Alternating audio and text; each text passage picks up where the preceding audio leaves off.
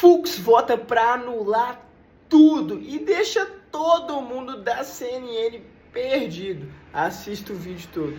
Mando que ficou parado no ar no final do último segmento, muitos dos elogios ao voto do ministro Luiz Fux se basearam exatamente na qualidade técnica, na forma minuciosa como ele analisou prova por prova de cada um dos réus. Elabora um pouco para nós por que você acha que é justamente isso que faltou. William, eu fico dentro aqui da minha redoma, que é a redoma do advogado, e eu tenho observado o seguinte, eu já até falei sobre isso outras vezes, as questões processuais são apreciadas de uma forma e as questões de mérito de outra forma. Digo isso porque nas questões processuais, aquelas que redundariam em nulidade, quem cometeu algum deslize foi o ministro Alexandre de Moraes. Nessas questões processuais, seja na questão da competência do pleno, seja na questão da garantia da defesa, o ministro Fux tem um voto muito substancioso, de fato. O problema que eu vejo não é nas questões processuais, eu concordo com a opinião do ministro Fux nas questões processuais. O problema que eu vejo é uma concepção do ministro na questão de mérito propriamente.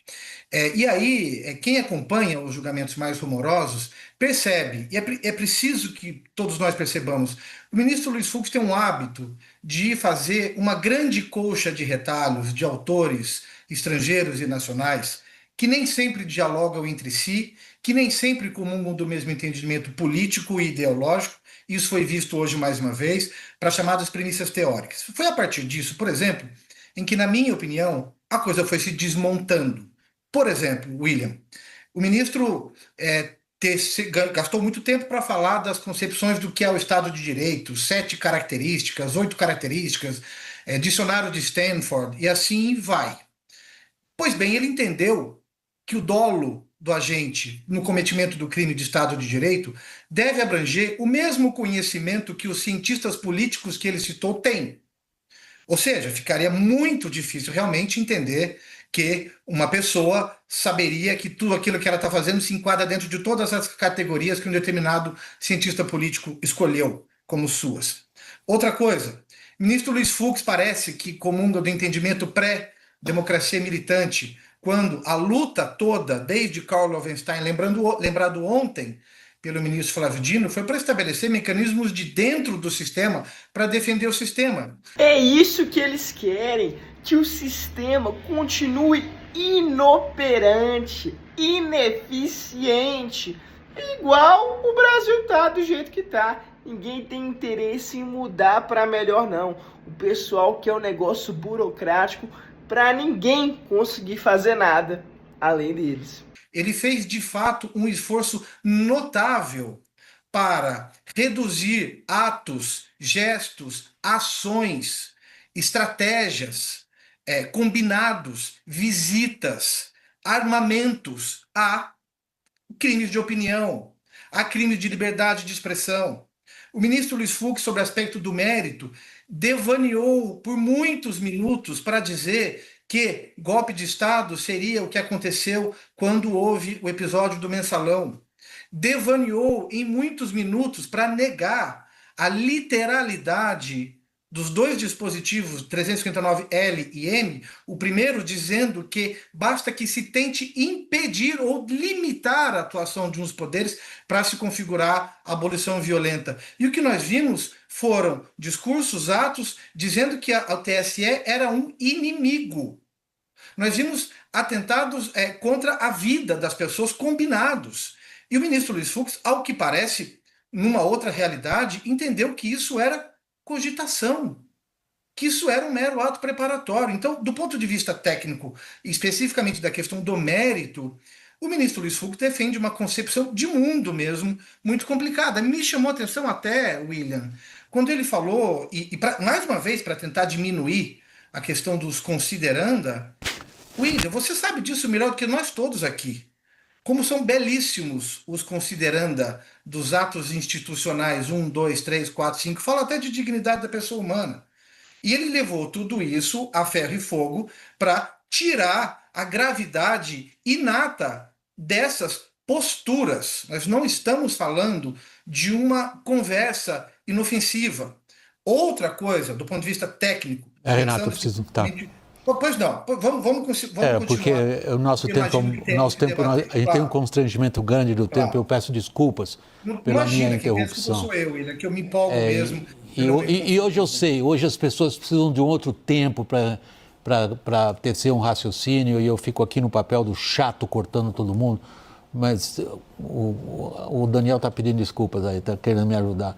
Murilo, vamos lá. Fux está tecnicamente correto, porém politicamente é outra história? Olha, eu acho que ele está convicto das suas opiniões e a gente deve respeitar isso, né? Até pela sua própria trajetória. Agora, a única posição que eu gostaria de ressaltar é que efetivamente o Brasil vive um dilema de identidade em relação ao foro privilegiado. Porque eu me lembro que quando o Supremo é considerado malvado, todo mundo gostaria de ir para a primeira instância. Eu me lembro até mesmo que uma vez um ministro do governo Lula, ao ser processado como ministro no Supremo Tribunal Federal, renunciou ao cargo para que pudesse ser julgado em primeira instância. Então, aí quando a primeira instância fica, digamos assim, muito malvada, as autoridades, as pessoas, enfim, querem ser julgadas no Supremo Tribunal Federal. Então, isso é um ponto que a gente precisa resolver na sociedade, se teremos ou não foro privilegiado e em que circunstâncias o foro privilegiado é aplicado. Eu não entro no mérito, eu pessoalmente, como advogado e como cientista político, assisti todos os eventos que ocorreram, que desembocaram em 8 de janeiro e tenho minha opinião da gravidade do que ocorreu. Agora, é evidente que dentro do processo em si, há minúcias, e aí, como eu disse, que justificam cada posição. E aí ficamos na interpretação de cada um. Agora, politicamente, o que é importante é entender qual é o efeito do voto do ministro Fux no cenário político, porque eu acho que isso é um ponto que nós devemos refletir com muita tranquilidade, porque Posso pedir para irá você. ter repercussões sérias. Posso pedir licença para você, porque eu quero pegar esse aspecto exatamente que você acabou de mencionar, Murilo, só um pouquinho mais adiante no programa. Eu queria colocar duas frases do ministro que eu acho importantes para a nossa conversa. E na sequência eu acho que é exatamente esse o ponto que seria muito bom a gente colocar, Murilo, que você acabou de levantar. Quais são as consequências do que a gente viu acontecer hoje? Vamos lá, o ministro Fux afirmou que a função do Supremo é julgar questões constitucionais e não fazer juízos políticos. Confira. A jurisdição diferencia-se sobremaneira das funções legislativa e executiva, especialmente em relação ao seu escopo e aos seus limites institucionais. Ao contrário do poder legislativo e do Poder Executivo, não compete ao Supremo Tribunal Federal realizar um juízo político do que é bom ou ruim, conveniente ou inconveniente, apropriado ou inapropriado. Ao revés, compete a este tribunal afirmar o que é constitucional ou inconstitucional. E mais uma frase que nós destacamos, que foi muito interpretada, bastante interpretada, como o recado direto a Alexandre de Moraes. Fux disse que juízes não podem ter função investigativa. Confira. A independência do juiz criminal alicerça-se na racionalidade do seu mistério, afastada do clamor social e político dos processos judiciais. Aqui reside a maior responsabilidade da magistratura. Ter firmeza para condenar quando houver certeza e, o mais importante, ter humildade para absolver quando houver dúvida. Essa responsabilidade encontra amparo em doutrinas penais e processuais sedimentadas ao longo dos séculos, cujas regras e princípios trazem parâmetros indispensáveis para uma jurisdição racional, coerente e, sobretudo, justa. Daniel Rittner, nós jornalistas temos essa prerrogativa até um certo ponto da irreverência, mas o que o Fux acabou de dizer, nós temos até mais cuidado para dizer. Ele disse, é uma postura política e o Moraes não devia estar fazendo o que está fazendo? E isso, William, significa plantar sementes para uma possível virada de mesa mais adiante. Eu estou usando virada de mesa não com qualquer juízo de valor, não. Eu me explico. Acho que você e o Caio foram muito felizes nas primeiras intervenções, no Abre e no bloco anterior, quando a gente começava a tratar aqui de como o voto de Fux pode ajudar a direita em toda uma narrativa daqui em diante. Eu gosto das analogias de futebol e dizer que uma coisa é você perder com o gol do Oscar no 7-1 contra a Alemanha, que não vai fazer diferença nenhuma. Isso não é um torneio de verão, isso não é uma Copa do Mundo, isso é um campeonato de tiro muito longo em que essa derrota, muito provável, por 4-1 e já esperada, esse golzinho, da forma como está sendo feito, vai fazer muita diferença para a oposição e para a direita. E vai fazer, seja porque dá toda a construção argumentativa para levar esse caso às cortes internacionais, não à toa Luiz Fux falou hoje do Pacto de San José, que é o que levou à criação da Corte Interamericana de Direitos Humanos na Costa Rica, como também tem seu efeito interno. A política brasileira é muito pendular, excessivamente pendular. Ninguém imaginava que Lula, quando estava preso em Curitiba, ia sair da cadeia e ia se eleger presidente da República. Então, tem ali uma aposta. Quem vai ser o presidente em 2027? Se for um presidente de direita, esse presidente de direita vai indicar 3 ministros do Supremo Tribunal Federal. Fux está se aliando ali, nada tacitamente, a André Mendonça e a Cássio Nunes Marques. Será que a gente vai ter uma maioria daqui a 4, 5, 6 anos para rever esse caso e recontar tudo que foi contado? Então, mesmo a questão da anistia, que veja, na semana passada a gente estava falando dos avanços do humor mais favorável para a anistia no Congresso. Ontem, anteontem, a gente estava notando como o voto de Flávio Dino fechava tanto cerco na análise do Supremo. Esse voto de Fux já energizou barbaramente a militância da direita e os parlamentares que estão lutando por isso no Congresso. Então, deu um fôlego novo para toda a construção argumentativa ali, seja nas cortes internacionais, seja numa virada de mesa mais adiante, seja no próprio Congresso. Uma coisa são os advogados de defesa, que são bons criminalistas, principalmente os do Bolsonaro e do Braga Neto, né? São advogados conhecidos, né, no mercado, criminalistas, são de ponta, né, de elite. Uma coisa são eles apresentarem os argumentos técnicos, né? Estão sendo pagos para isso. Uma coisa são juristas alinhados à direita, são minoritários até, porque eu acho que no meio acadêmico e no meio jurídico, no meio dos advogados, tem medo sim de fazer críticas ao Supremo, porque os advogados têm processos lá, não estou fazendo uma crítica, mas é algo que acontece. Eu ouço muitos advogados aqui de São Paulo, por exemplo, criminalistas, que não falam on the records, não fazem críticas ao Alexandre, não fazem críticas ao Supremo, porque daqui a pouco tem que entrar com HC lá e aí corre o risco do cliente não ser atendido por uma crítica que foi feita. Agora, outra coisa é o Fux, né? Outra coisa é um ministro do Supremo Tribunal Federal, que foi desembargador, que é um processualista reconhecido, dá esse embasamento técnico que o Daniel está colocando para sustentar o que vem por aí no campo político e dar argumentos tanto para os bolsonaristas quanto para o próprio Bolsonaro e os réus todos fazerem as defesas tanto no Supremo quanto em outros locais. É diferente e principalmente, William, se tudo que o Fux fez e falou não tivesse respaldo em parte significativa da sociedade, que não confia no Supremo Tribunal Federal, que acha o Supremo Tribunal Federal um tribunal político, que acha que o julgamento do Bolsonaro e dos réus da conspiração golpista é um julgamento parcial, se não tivesse esse respaldo, a gente nem ia estar falando disso aqui.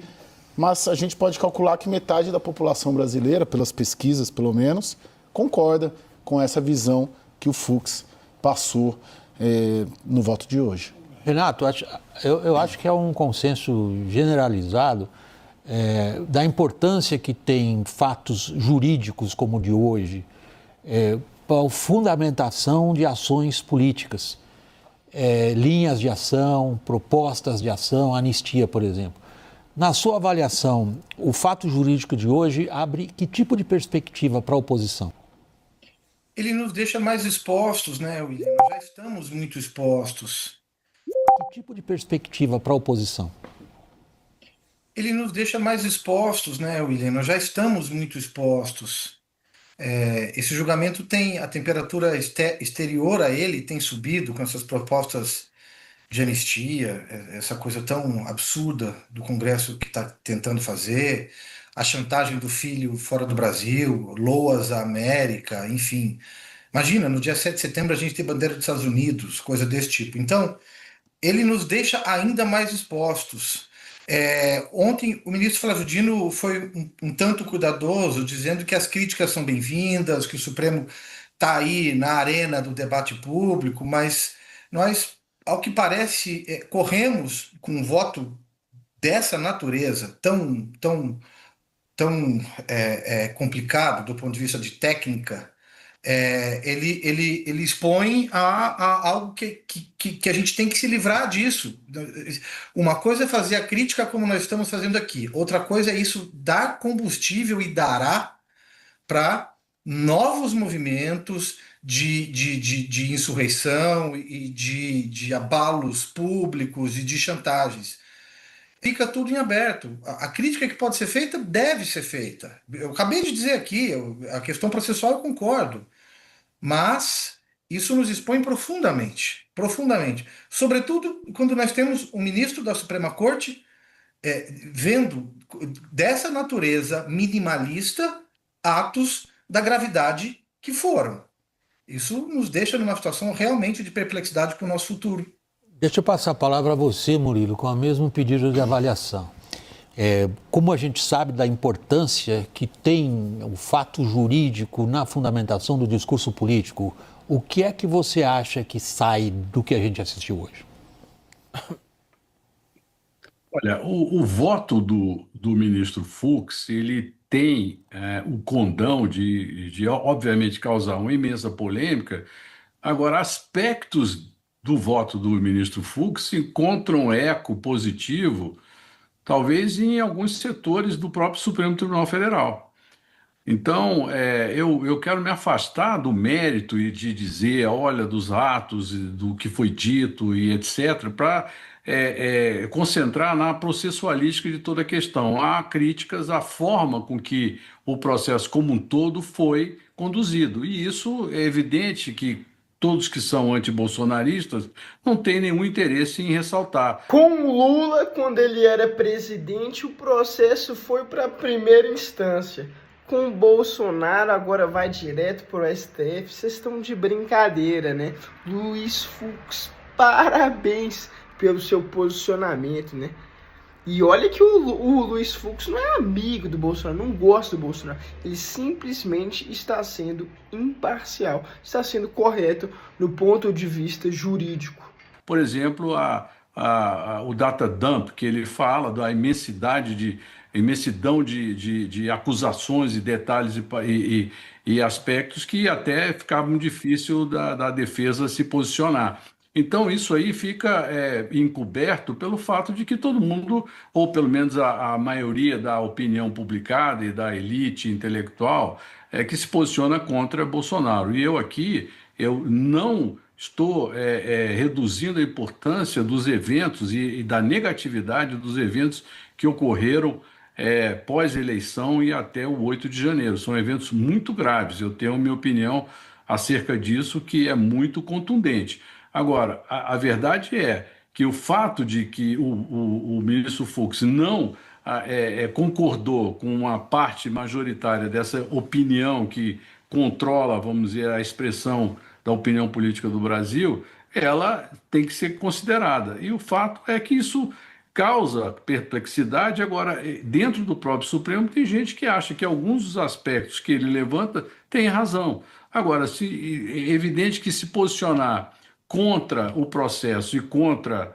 os fatos que ocorreram e desembocaram no 8 de janeiro, tem um custo político muito grande. E, nesse ponto, o ministro Fux teve muita coragem, porque ele enfrentou esse senso comum que apontava numa direção. Então, eu não quero entrar no mérito da minúcia do voto dele, se é tecnicamente bom ou errado, mas eu quero dizer que há, em primeiro lugar, opiniões que são mais abrangentes até que o próprio voto que ele tem a respeito da condução do processo, e, segundo lugar, há o fato de que ele teve a coragem de se insurgir contra uma maioria que queria ou esperava que ele apenas fosse pedir vista para esfriar o processo. E eu quero também dizer aquilo que o Caio falou. É verdade que muita gente não quer criticar o Supremo Tribunal Federal com medo de, eventualmente, o trânsito de suas questões não ter um desdobramento positivo. Hoje há um protagonismo do Supremo Tribunal Federal muito grande, com os ministros, enfim. Então, esse ponto também tem que ser levado em consideração. Então, não é fácil, não é trivial avaliar os aspectos e as repercussões do voto do Bolsonaro, agora do voto do ministro Fux a respeito da questão. Agora, sem dúvida, concordo inteiramente com o Caio. Esse voto terá repercussões longínquas que serão afetadas pelos próprios desdobramentos eleitorais. Eu queria encerrar dizendo que hoje em dia é mais importante ter uma maioria no Supremo Tribunal Federal do que ter no próprio Congresso Nacional. Não, e tem a questão essa interlocução, pelo menos nessa quadra da política do Supremo Tribunal Federal com o Palácio do Planalto, o governo Lula, que não se trata apenas do trânsito no Supremo, né, Murilo? É o trânsito a partir das indicações que são referendadas pelo presidente da República de juízes e autoridades em outros órgãos do judiciário. Então, o ministro do Supremo hoje, ele não é só o ministro do Supremo. O ministro do Supremo hoje, ele indica ministros do STJ, ele indica ministros do TSE, ele indica ministros dos TRFs, né? Você tem uma teia de influência a partir da sua posição de ministro do Supremo Tribunal Federal e, claro, muita gente tem medo disso. Comente sua opinião aqui nos comentários e se inscreva, porque é Zema presidente.